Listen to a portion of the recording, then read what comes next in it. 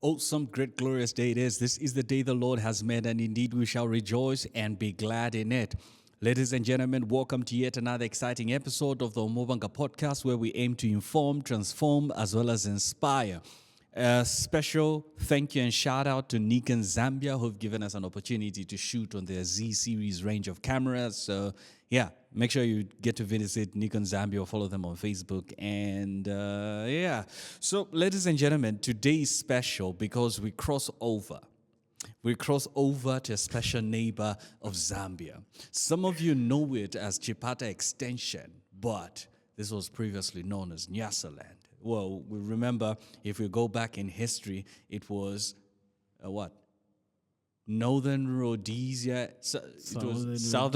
Northern Rhodesia and Nyasaland. Like, it was a whole arrangement. We had Zimbabwe, Zambia, and Malawi. And if you get to see the nations, the three nations, we are pretty much similar. And we are so much bonded that we make fun of each other, that even some of our people even go and sing presidential campaign songs.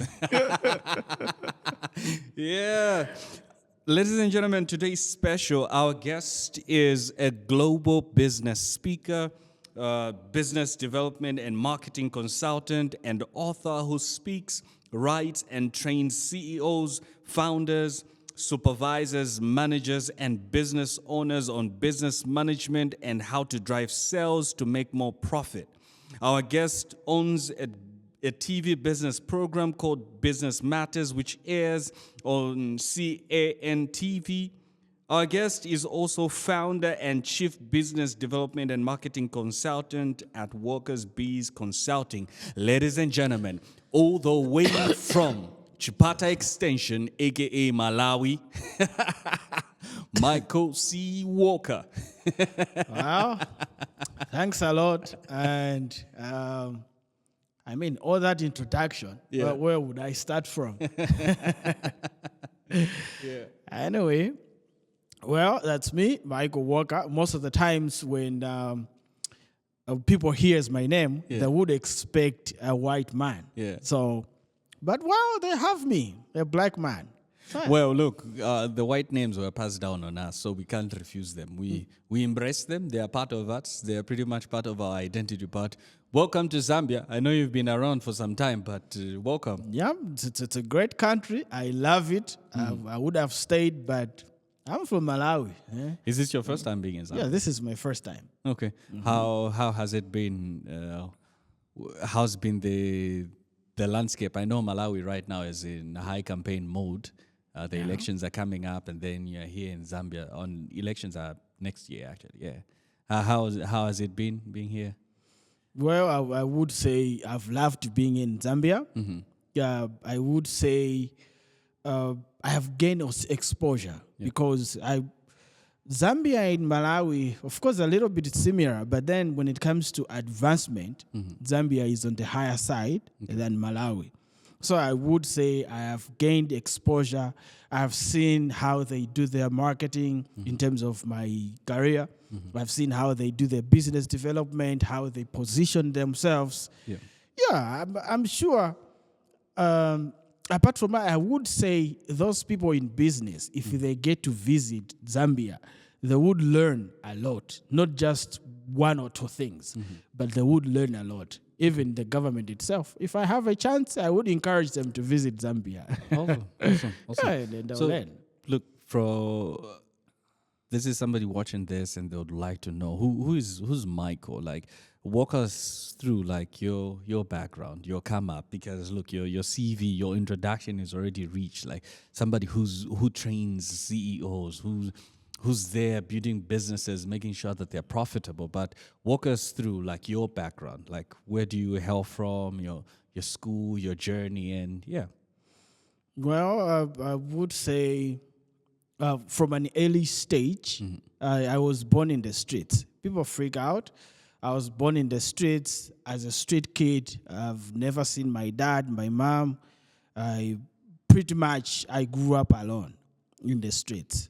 But after some years, after some struggles and living on, people normally say on a day's meal, but then I had nothing to eat, no clothes, no shoes. I'm coming from that side.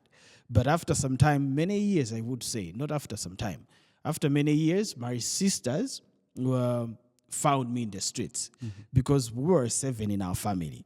So because we were 7, the 5 ladies and 2 boys. So the 5 ladies in Malawi, people loved in the past. They would say, give me this little girl, should be a maid at my house. So my sisters were privileged. They were taken up by other people who would want them to be working in their homes. So they were first to leave the streets.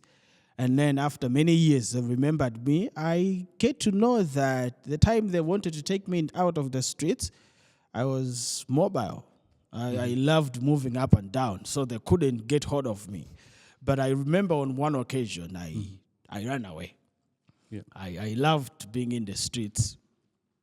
So, yeah, that was what happened. And then after that, my sister sent me to primary school. I have done my primary school 5 years because since I was in the streets, I kind of matured early since I was a gang leader and strategizing on how I can find money, how people can love me, how I can do business.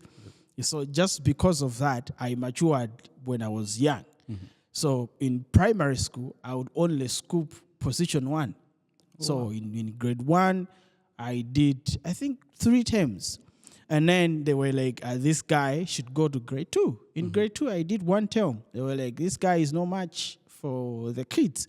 Because even the kids themselves, Were you like the oldest in class at some point? I was not the oldest, but I would say in maturity, in thinking, I was the oldest. Because I would see them like, these are dumb kids. Because what they were doing, the things they were doing, they were playing with sand, they were playing with dolls and just keeping books. I would steal all the books of the kids in my class. Oh, wow. And so they wouldn't the even street notice. never left. The streets never left. Yeah. And then at our school, there was a habit where they would say, they would close the gate. So when you're late, you wouldn't enter. But then they had burger bars. So you know how they're shaped like that. I would pass through. And the security guy would just freak out that I closed, but he has passed. Let him pass. So I was troublesome like that. And then they sent me to grade 3 after I did 1 term in grade 2. And then I passed position 1. And they were like, this guy is giving us tough time. Let us send him to grade 6 to try. And I passed. Wow. Just so they left me there. So I did few years. That's from grade 6 to grade 8. In Malawi, we stop at grade 8. Then we go to high school. Oh, okay. So from there, I went to a government high school. Since I scored well. So which city was it? Lilongwe, Blantyre? That was Lilongwe. Then by the time that I reached grade 3, my sisters found me. Because the other classes I was doing were in the streets. Okay. So also you took yourself to school. Yes. The first so school they denied me. Did you like enroll yourself, or you had somebody who went to speak on your behalf in order for you to be The enrolled? first time I went myself, they denied me. They were like, a street kid wouldn't allow. Then some relative found me because I would meet some relatives. I don't know what happened, but then they wouldn't get interested in taking me in. And then they enrolled me. So they accepted. Yep. So I would go back to the streets, go back to the streets. So by grade 3, my sisters found me and took me from Lilongwe, where I did much of my street life, to Salima. So I'm sure many people would know Salima because I mean, in December, we have Zambians who comes to Malawi, even though this is, my friend didn't sponsor it, but that is so they've got Yeah. the business advisor who invited me in Zambia came to Salima as well. So I continued my school in Salima and then up to secondary school where I went to Chipoka Secondary School. I did my school there. When I finished, that's when I began volunteering at some organization. So that organization, they were teaching primary pupils. It was more like a part-time education where you learn your normal education. Then after school, you would go to that organization. You learn the same things which you've been learning. Okay. The idea was in school, you don't focus because you have many pupils. So government schools, you don't focus. But there, you would learn for the second time. So you would pass. So I was at that school, volunteering, not getting anything. I went there because I wanted to learn computer. Yep. So I heard they were teaching computer because I studied IT. So I have a bachelor's in IT. So in secondary school, I watched a song. So this song kissed me through the phone. So Soldier Boy. It's Soldier Boy. I would see they would focus on the globe, then they would zoom it, come to Africa, they would zoom it, go to Morocco, zoom Morocco, then you would find a woman in the house singing. And then I was like, I would want to do that. I want to be spying on people. So somebody said, study IT. So I got fascinated with computers. So at home, I heard there was an organization teaching computer. So I went, they were like, we just want, our volunteers are the ones we teach computer. So if you want to be our volunteer, then we will teach you computer. So I went there. I never learned computer, but I connected with people, played with kids. And then after that, there came a family. So this family, we were talking where they were working at there, because they were working at their headquarters in the US, so they came to visit Malawi. So one of them liked me, heard my story, how I grew up. When they liked it, they were like, okay, you know what? When I go back to the US, open an email account. Let's be talking. Then later on, they said, we would want to send you to school. When their family heard about my story, they were like, let's take him in. So that family, they were the Walkers. That's why you hear Michael Walker. Okay. So comes from that side. Okay. And then went to college, Soji Technical College. Since I loved IT, people were like, for you to be fixing computers, you cannot go to a normal university because you learn theory. Yeah. You never learn how to fix computers. And after that, went to Technical College, did my IT, finished, then went to do a bachelor's. That was Blantyre. So I moved to Salima to Blantyre. Then after did my advanced diploma, then I went to do a degree, the same Blantyre International University. It's an American standard education. So when I finished, I went to another university to do a bachelor's in business administration. So that's, I would say, my journey from the streets to primary school, secondary, and up to college, where I got these skills. Awesome. So, yeah.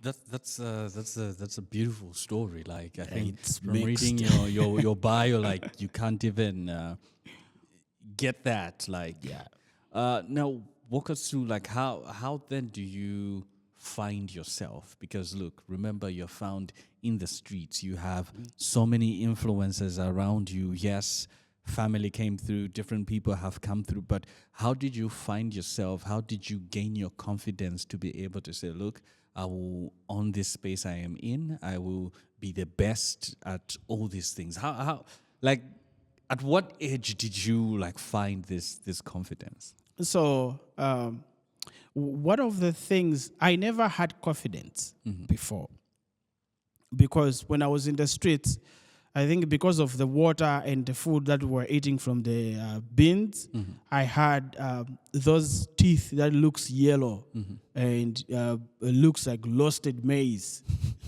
People used to pick on me.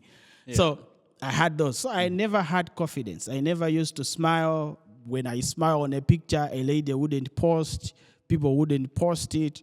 So I never had confidence. But then, since I went to a karate school, from the streets, the gang side, you would want to fight. So I used to think they were lies what we were watching in the movies. So I heard there's a school. So I went and enrolled myself. And then that's where I learned how to meditate, how to calm yourself. So I would say the violent side of me went away when I joined Karate Academy. So I learned how to calm myself. How old were you when you joined the Karate Academy? In grade 6 when I left. So the other funny thing is, I don't know when I was born. Since I was in the streets, there was nobody who taught me. So I wouldn't really say how old I was. Which day do you celebrate as your birthday? I chose 1994 to July. I chose 2 because I love to get distinction. So I was like, okay, 2. And which weather I love, cold. Which month, which we have cold weather, July. So 2, July, 1994. Interesting. So I got my confidence starting from the Karate Academy when I learned meditation, how to believe in myself. After, when you get the skills, you learn that you shouldn't just be using on people, but self-defense. Yeah. So how I got my confidence, it was from there that I used the same skills on the things which I'm using now, what I'm doing now. Awesome. That's this is really, really amazing to just be able to get to here. Now, how do you find yourself? Look, you've studied IT. Like, how do you find yourself now in this space of consulting? Like, in this space of, I know this as well, you doing business administration as well, but how does that all come in it? Did you, first of all, start in employment, or it just went on since you were from the streets? You just like, okay, we'll hustle.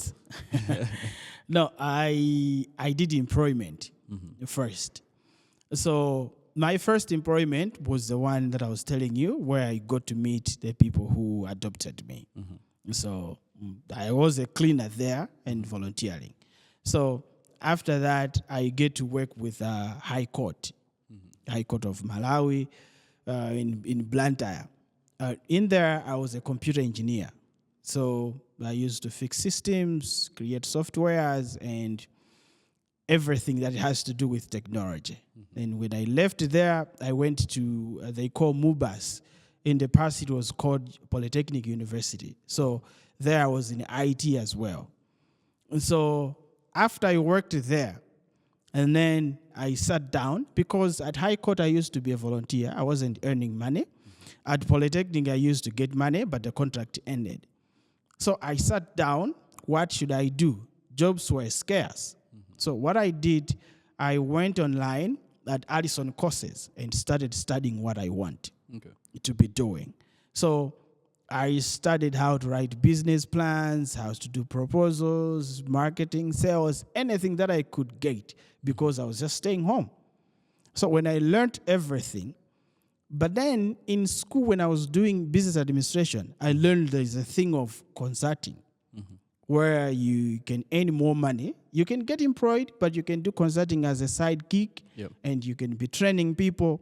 So when I saw that, I explored. Okay, so I saw that you can do digital courses. Apart from digital courses, you can speak and you earn money. Apart from that, you can do trainings and earn money. And then you can write books and earn money. So exploring all those avenues, I was forced to become a consultant. So since I studied the areas that I wanted to be consulting in, and then I was like, okay, let me try this for free. So I started offering my services for free, up until I was confident enough that I've gained a huge clientele. Now I can be charging. So that's how I get to be a consultant. Okay. So yeah. So look, the world is fast moving. People are dreaming of businesses every day. Your expertise range from sales and marketing, strategic planning, business development, project management, branding, personal finance, customer care, leadership, and social media. Like you training leaders or business leaders and all, like what well, I know it would be like free consulting now, but We have already started. I mean, I've given up. They can write books. They can create digital courses. But what are in this environment right now? Like, what are some of the things needed for somebody to strategically position themselves to thrive? Number one, in this fast-paced global environment, because now when you're thinking of business or any business which you start, pretty much has got like global exposure to it. Yeah. Because of social media, you can reach as many people as possible. And when you have an idea, it might not just be limited to you, but then there are other players in other parts of the world who are doing it. Everybody has it. What are some of the things which somebody like in the space, like leadership? Yeah. Well, I would say if you want to position yourself, there are a couple of things which one can do. I have been doing them because obviously you have seen where I started from. Yeah. So for one to position yourself, first of all, you need to network. You need to be present in the places where people you need are available. For example, if you need entrepreneurs, you need leaders, business leaders, you need at least to search where there are events that are people are doing that. Yeah. If there are leadership events, if there are entrepreneurship summits, conferences, you go there. And when you go there, have a target. I'll talk to 10 people or 15 people. And these 15 people, I will be able to nurture the relationship, not just show up when you want to borrow money. So you shape the relationship that you have with the people. That means you have those people will be able to recommend you, will be able to tell others about your services or how good you are. So apart from networking, one thing you would be appreciating now, somebody was saying if the old people comes now, they would freak out because the way the world was and now it's different. True. Now we have social media, we have AI. I would say one has to be on social media. You need to have at least LinkedIn. You need to have Facebook. You need to network. For example, for me, my page is 278K followers on Facebook. Many people get to see my content. Many people get to see my posters and my services. So be on social media and strategically write your bio, showcase your services, be teaching people. Because people will trust you, will get credibility. That's how you can gain exposure and give yourself visibility to people that are needed. Because in your business, you need to position yourself to get ideal customers. Not just everybody, but ideal customers. So you can do that. Another way, you can write books. Like where you are, you can write a book. A book would travel more than you have traveled. Okay. So people would get credibility. At the end of my books, I've written 11 books. At the end of my books, I put my services. Okay. If they want more, they can have my number, my email address, and they will talk to me. So those are some of the 3 things you can use for visibility to position yourself. So if they are consultants, if they are in photography, if they are into podcasting, those are some of the things you can use. Interesting. On an aspect of writing books, you've written 11 books. Because somebody will think through and say, okay, look, how many authors do we have? We have a lot of authors. Now, if I'm going to write a book, am I writing my story? Like, there's all that. Like, is my story that impactful? It wouldn't be. Maybe it might reach Am I just confident enough? 2 people and all. Yeah. Anyways, still on the aspect of leadership, the world, as we said, is fast moving. A lot of things are happening. How then do we take up those spaces? Yes, we've we've networked, we've done all these things, but how do we like now eventually take up those spaces where now we are relevant, our voices are as well relevant, not just in the business space, but then the community and the nation at large? Because most of our impact should be able to affect the nation as well. So from the conversations and I think your interactions on social media, like there's that aspect where people consider you a voice in their lives. Yeah, an authority. Yeah. Well, I would say if you'd want to be taken serious, definitely try to look serious or fake it to be serious. Because whenever, if you'd want to be a voice, people have to trust you, people have to like you, and people have to be able to share the things which you are saying. So if you'd want to be an authority in the things that you do, first of all, appear to be serious. So maybe you are in leadership, maybe you are in business. If you'd want to be sharing the stuff that you do, be confident enough. Study, read, do a research. I love it when I'm doing trainings. In public speaking, they say, every topic that you're presenting, you need at least to do a research. Maybe gain 5, 6 books or watch videos, articles, have that so that you can be knowledgeable enough. So if you want to take up a space, know the people that you are fighting with. You're competing with who. So because of that, you need to appear serious. If I wouldn't appear serious on social media, I'm sure no people would have been following me. But because I appear serious, I talk things which are sensible, they consider to be variable, they keep on following. That's why even for a company to book you to train them, it's a hassle. They wouldn't just come because there are many people are doing that. You know, like interesting choice of appear serious. Appear serious. So is it an aspect of fake it till you make it? Like, well, fake it until you make it sounds like maybe in dressing, buying cars. It could be that where somebody writes books and you write a story which is not true. But that's not what you would do. But I would say, when I started with developing CVs for people, so I learned a skill in a fellowship in Nigeria.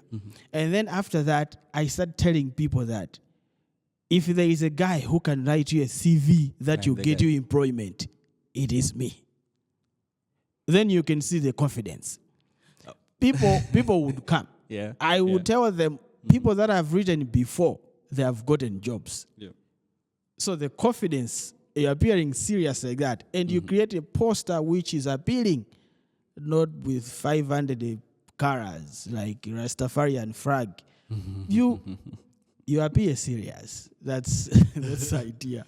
Look, there are so many trains of thought that when you're in business or leadership, like you have to specialize and be good pretty much, maybe like at one thing. But then we get to see on your end that you're this multifaceted person who's doing these many, many things. How have you been able to get to that place of being an expert or mastery in all these fields? Because you're running a business, you're doing all these, like you're doing so many things, and yet you're just one person. And in line with that, how does one then get to build proper systems which will be able to align and make sure that they grow in this fast-paced environment?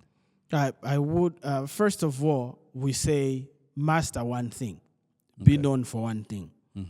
For me, when I was starting out, if you can check, you would see I'm a business development and a marketing consultant.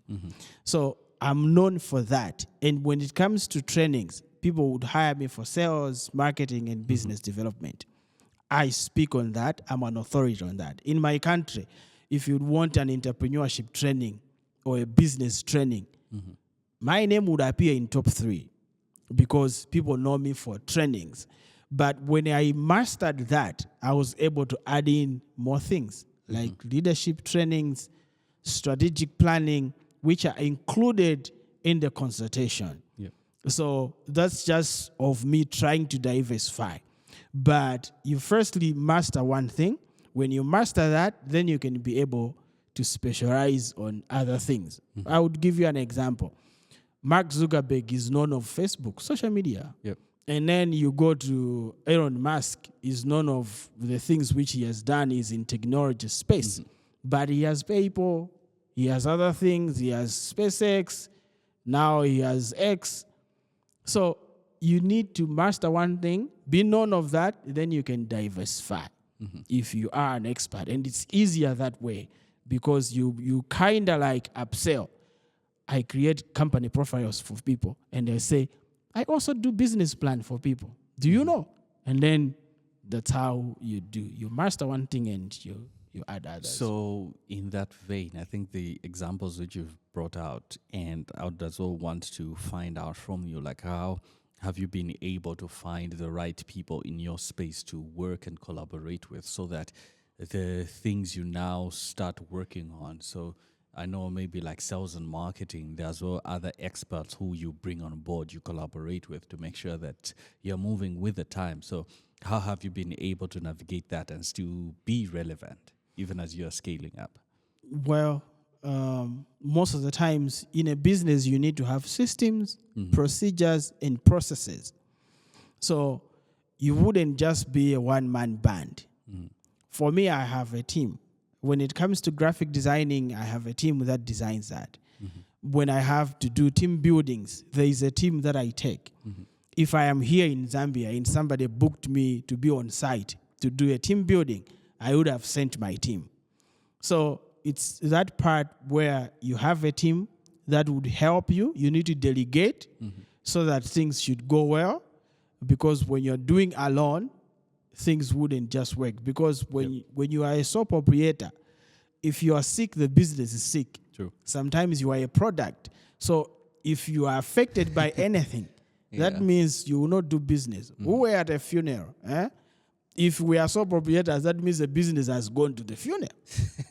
So you need to have that. And apart from that, yes, I have people that I have collaborated with. Yeah. One example, maybe I would say Daliso. Yeah, I am here. We collaborated, and then I'm in Zambia getting exposure and networking like you. So apart from that, I have people who they are in organizations, they are in companies, which when they need trainings, they call me. So you need collaborations, yes, and partnerships, because that would help you in a business sector. Awesome stuff. So now, speaking on businesses, like what are some of the things, like I know for those who want more details, they'll be able to get in touch and follow through, but what are some of the trends or some of the things you've seen now happening which most people should be awakened and be aware of? Like what are some of the next steps for people in business, especially the entrepreneurs now? Well, I would say there is AI. This is an age of AI. We started way back with barter trade. You have a shoe, I'll give you food. Yeah. And then we moved to schools, technology, and then now we're in the age of AI. So now businesses should learn that AI is there and is there to stay. So if you are in business, if you are in marketing, or whether you are in sales, they are softwares you can use that would help you. You can create landing pages for customers who will be coming. You can create funnels. Maybe if you're a lawyer, there's still AI for that. And there are so many things. Apart from that, we have social media. You can use social media as a business person. In the past, there used to be no stadiums which will accommodate 500 million. But now, on social media, you can reach that with one post. You just sponsor it or just organically. So social media would help you to reach a wide audience with one thing or with minimal resources. In the past, you would need to go to the stadium, invite people, and speak to them with megaphones. So nowadays, at home, you can reach many people. So they need to know there is AI they can utilize. They need to know there is social media they can utilize. And Apart from that, they can collaborate. If I need your skill, I'll invite you to mine. If they need my skill, you can invite me. So, and you need to know there is delegation. Be delegating these things. You cannot do everything alone. So, yeah. Interesting. So, I'd like to think through, like, what's some of the key messages you give to business leaders, CEOs, who you get to train? Like, what's that one thing which, like, doesn't miss in most of your training? In most of my trainings, delegation doesn't miss. Because as a leader, some of them don't trust their team. So you need to delegate to your team. And apart from that, I always tell them that you can never blame what you didn't train. So your team, you have noticed they are not good at sales or they are not good at marketing, but you are not training them. Later on, you're going to blame them. Quick one, speaking on that. So, say, for example, I'm the CEO. I'm not good at sales and marketing. And here's somebody who will put out an ad and they say that they're the best. Like, they present to you a really rich, nice CV that they're the best. How do I go about that? Do I then now bring in an outside expert to come and train them, or you firstly on the interviews you need to bring someone who's an expert to assess if they are really experts, because sometimes somebody can copy my CV, but when you have verified that they are experts and you have seen that they are lacking in a certain way, you need to bring someone from outside to train them on a new environment. And then you agree on the targets. So you need someone outside to train them. So when you have trained them, then if they are not delivering, you can blame them. But there is no way you have never trained them, you have never given them a chance, you just fire them. So what you do not train, you cannot blame. Train them, and then you can be blaming them later. And you, as a leader, you need to know your skills. Your skill set. If you're not good at that, go be trained or find someone. So, yeah. You cannot be a receptionist alone, an accountant alone, a marketer alone, a Facebook manager alone, and then you burn out. So, yeah. Well, somebody would say it's expensive to bring in all those experts, but this is where scaling of the business. Business is not cheap, but the consequences are more expensive than paying people. That's a powerful point. Yeah. So, yeah. Anyways, I think over time, I've also been able to learn that pretty much business is risk. It's a risk. It's a risk. Anything can happen, but the mindset shouldn't be that everything will fall negative. Like, I think there's that saying of the CEO training people, and then the CFO says, hey, what if they leave? And then the CEO says, okay, what if they stay?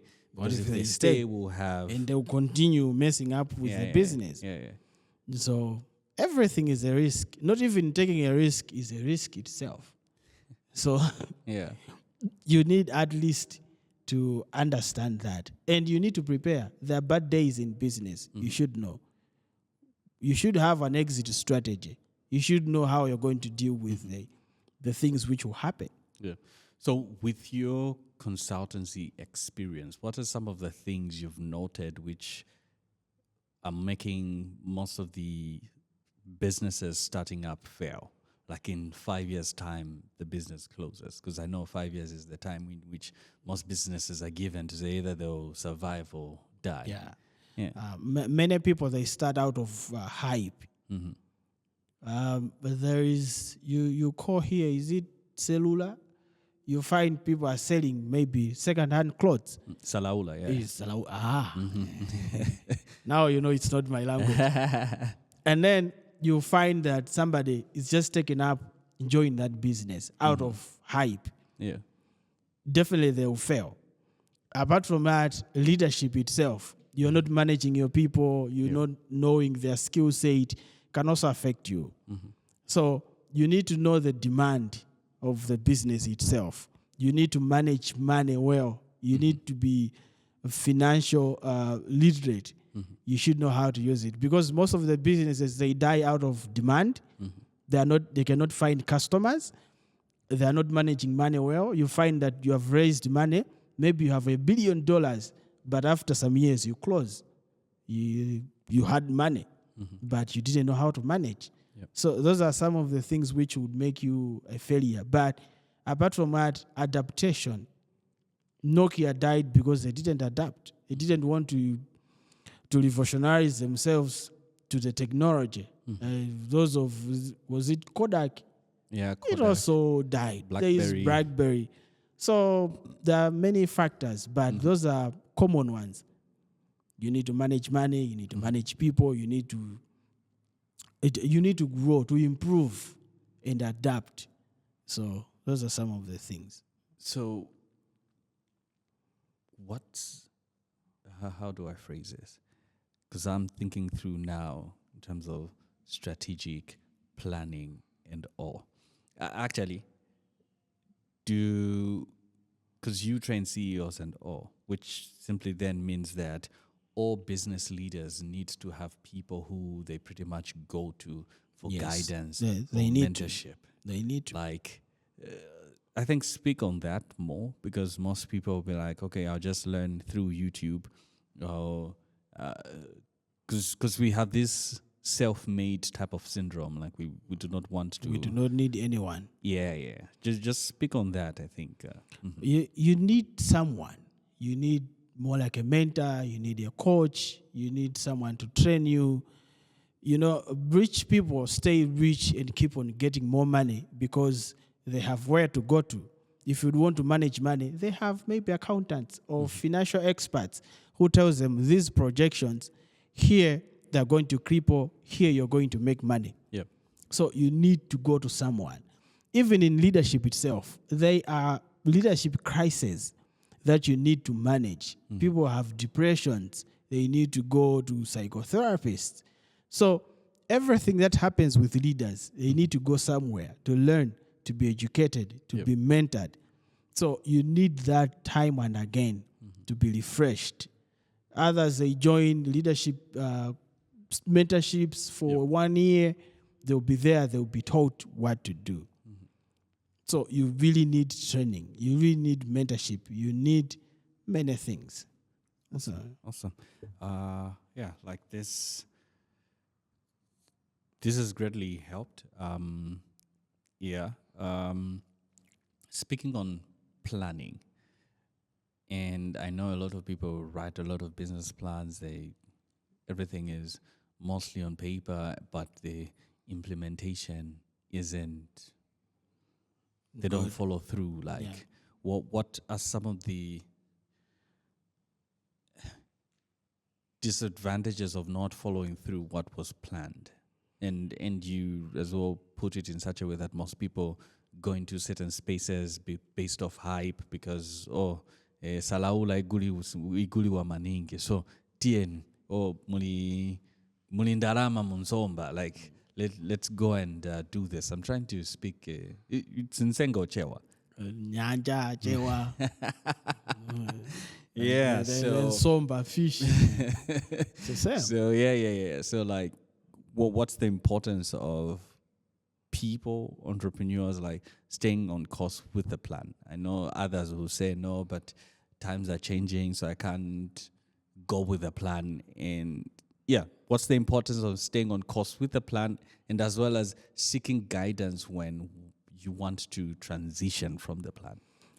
But there is a phrase that if you just need to last long at what you do, because that's a rule of the game. If you want to make huge traction, you need to last long. You know, Facebook, they stayed 7 years pre-revenue.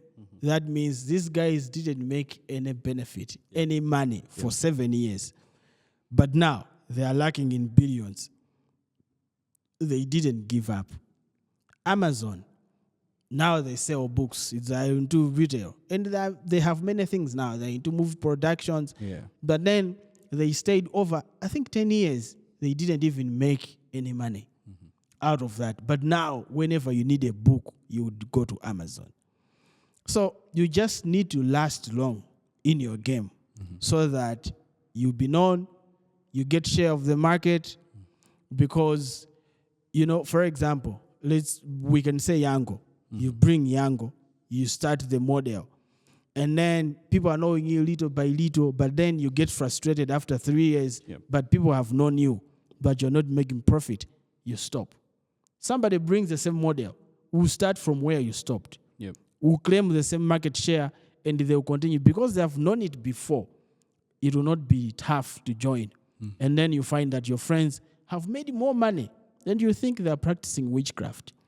It's because you left a market that you were growing, and your friend just grabs it. So you need to last long in your game. Find what will work, how will work, and why is it not working. So you need to find that. So you need to last long in the game. And apart from that, seek guidance for the people who have done it before. Might not be from your country. If they have done it in their country, you should learn. Their skills you should learn. Awesome. This has been a great conversation. Greatly enjoyed. Last one. Environment. How do we deal with environments? Because there's somebody, I think from the introduction, somebody might say, oh, maybe then in order for me to thrive, I need to go to Zambia. Malawi isn't giving me great opportunities. How do we work with the environments we are in? How do we make the most in the environments we are in? So is it a matter of us teaching the product or, Well, for one to make more money, there are many factors. They could be product awareness. You need to educate the people how to use the product, the importance of the product, how they can find it. And apart from that, you need to understand your environment. In your environment, there are people that are making money. Today, you might be making 1,000, but in your same field industry, there's someone making 100 million. You need to understand why and how are they making that. So you need to understand, is it they have built it on legacy? That means you need to stay longer in the game to build the same legacy. But apart from that, just understand your environment. If you want to move, you can move. But the same thing might happen where you're going. So you should understand, why is it not working? Why is it working? How is it working? So you need to get all that so that you can understand before you move to another environment. Because in another environment, you start one again. So in the environment, you might be cheated that where you're going, you do more money. Like in Zambia, for me, I can make more money. But then I will start again on level 0. In Malawi, I'm somewhere. I'm the most followed business consultant in Malawi. I might come to Zambia, I might not be the most followed. So you need to understand your environment before you make decisions. Awesome. Those are great points. Thank you, Michael. Hopefully you've enjoyed your stay, and you'll be back soon. And I guess with Daliso as well, with stuff in the pipelines, I know you'll be back soon. So I will. So thank you very much for according us the honor of being on the Umubanga podcast. And we look forward to coming through. I've heard nice stories of Malawi and how beautiful it is. So I'm looking forward to visit. It's a beautiful coming country. to Chipata Extension. Even though Chipata is very far. Because it's the closest. At least we share what? Is it Gawaundi has what? It's Mozambique, Malawi, Zambia. Like so. And the Chewa. So thank you very much. And looking forward to many more interactions. Thanks a lot for having me here. I enjoy it. This is the first podcast I've done in Zambia. Glad to be here. Awesome. Thank you. So ladies and gentlemen, hopefully you've been informed, transformed, as well as inspired. Make sure you like, share, subscribe, and do get to follow Mike on his Facebook, Facebook, LinkedIn. On LinkedIn is Michael Chauya Walker. And on Facebook is Michael W. Chauya. So the Chauya part, it's CHAUYA. CHAUYA. I'm sure the Michael, they'll get it. Michael W. Jauya. Awesome. yeah. So do get to interact on socials for those burning questions which we might not have dealt with. So please do get in touch with him. So from me, Dennis Umubanga, it's bye-bye.